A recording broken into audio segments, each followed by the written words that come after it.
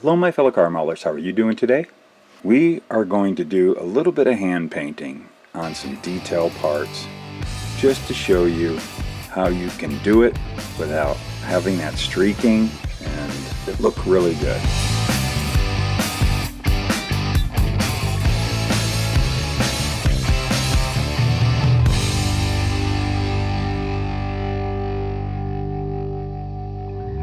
There's a lot of builders, and I've heard this question many times, you know, small little intricate parts like this, and you've got this piece right here that you're going to have to paint everything separate. I know there's a lot of guys, serious bottomlers, and I've done it too, prefer to airbrush small parts, and you have to do everything separately, and it gets really tedious on a piece like this. But lots of times there's guys that just want to hand paint, but man, hand painting sometimes you get that streaking, the brush streaks and all that, but there is a way to do it without that, and I'm going to show you. So what we're going to do is, we got the two nitrous bottles here. That's all we're going to paint. I've got some you know, one of the more popular, readily available to me acrylic paints, but the key to it is this Mr. Color Leveling Thinner. This you can put this in the acrylics. It's a lacquer base, yes, but you can put it in these acrylic paints to do a little bit of thinning. You don't want to thin it too much, but what we'll do is we're going to paint one with just the paint out of the bottle, and we're going to do one with added leveling thinner, and we're going to take a look and see how they turn out. Now, my choice of brushes, I like these Ming brushes. They're pretty good quality. I picked these up at Andy's Hobby Headquarters, and I got two different tips here that I'm going to use. I got to pick one. I'm going to pick one of them. This would do pretty good, but for doing the amount of painting that we want to do on this, I think we're going to use this brush. I like to use these lots of times, so we'll try it out.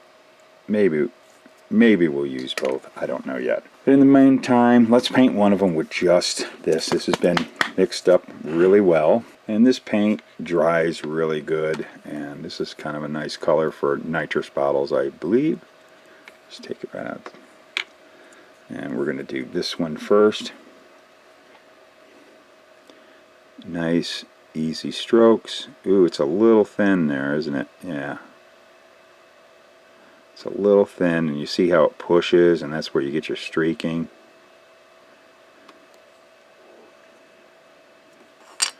Let's do a little bit of mixing this up a little better.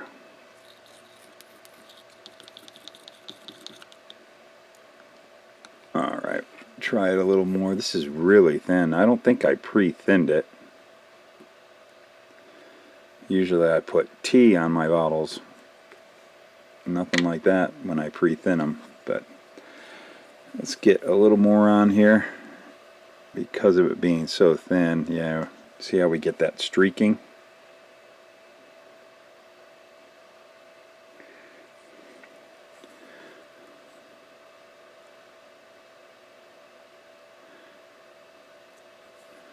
Come back a little more. And I know it's a little sloppy there, but again, you don't want your paint to be so thin that it flows all over the place. But if you're to go back, this is your first thing you're painting, so you're going to go back and do the detailing. So it's okay to get everything covered, and if it goes over, you know, you'll catch that when you paint the other part. You can see how it's kind of blotchy, and that's the problem with hand painting detailed parts, is you get the blotch and you get the streaks from the brush. And what we want to do is add a little bit of this leveling thinner, and it should self-level itself out. So we're going to let this sit and dry for a little bit, and I'm going to clean up the brush, and we'll be right back, and we'll try the leveling thinner. We're going to now do a little mix here. We're going to take some of this paint here and put it in this cap for mixing. Something I learned from Tim Brown over at Throttle Power. He collects up, saves all of his water bottle caps and everything, and you put them in a bag, and these are great for mixing paints or glue. and then you just throw them away. Especially when you get a big collection. I drink a lot of bottled water and other things, and I save those up. So we're going to take some of this paint. Should be enough.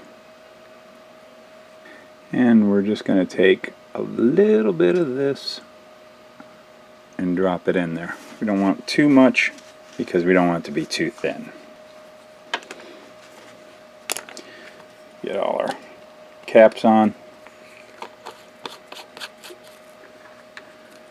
Mix together really good. And let's go ahead and do this.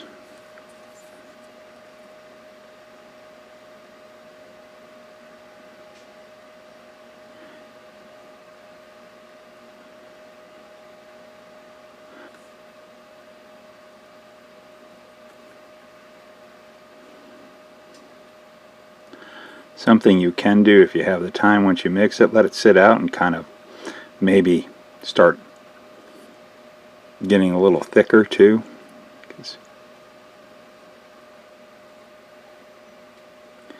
You want to always just go, you don't want to go back and forth because you just wipe off what you painted. You want to go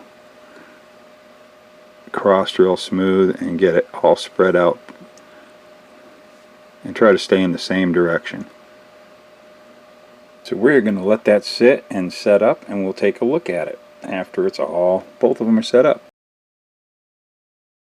And now let's take a look. Everything's dry to the touch. Still needs to probably set up a bit, but you can definitely see the differences here. This right here, it's kind of streaky and all that. That's without the leveling thinner, and this is with the leveling thinner. Looks a lot better.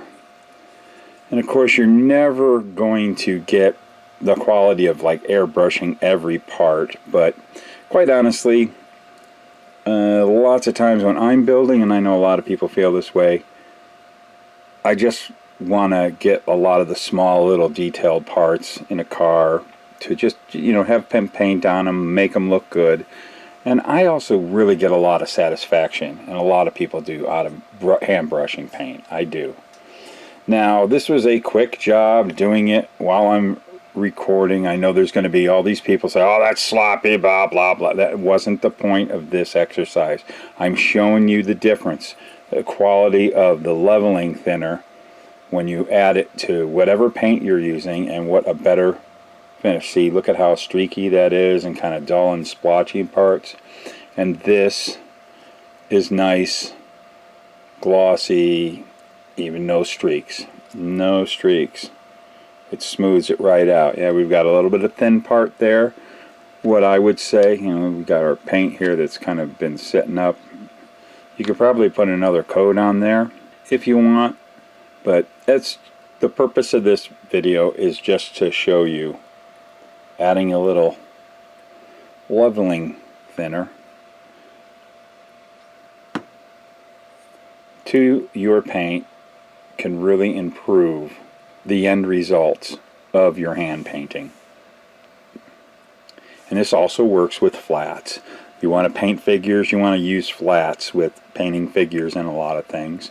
And sometimes even like little parts like this, I will use flat paints because they dry so much faster, and I can always put some clear coat over them afterwards. It really all depends, but there you go.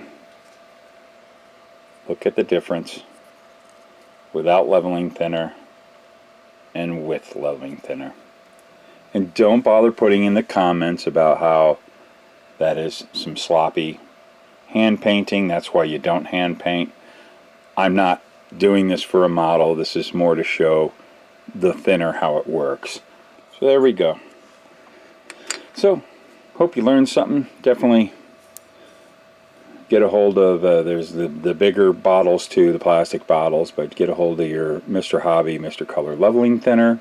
This stuff is great. There's a reason why in the hobby everyone calls it unicorn tears, and it works with just about every paint. You thin down just about any type of paint, acrylics, enamels, lacquers, and it's going to level out everything and make things really smooth and glossy for you.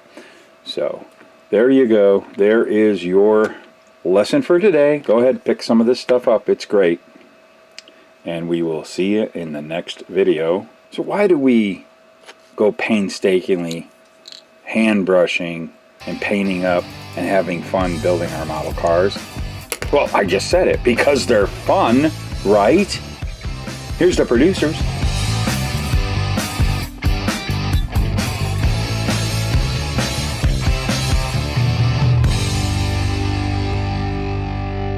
Hello, Phoenix!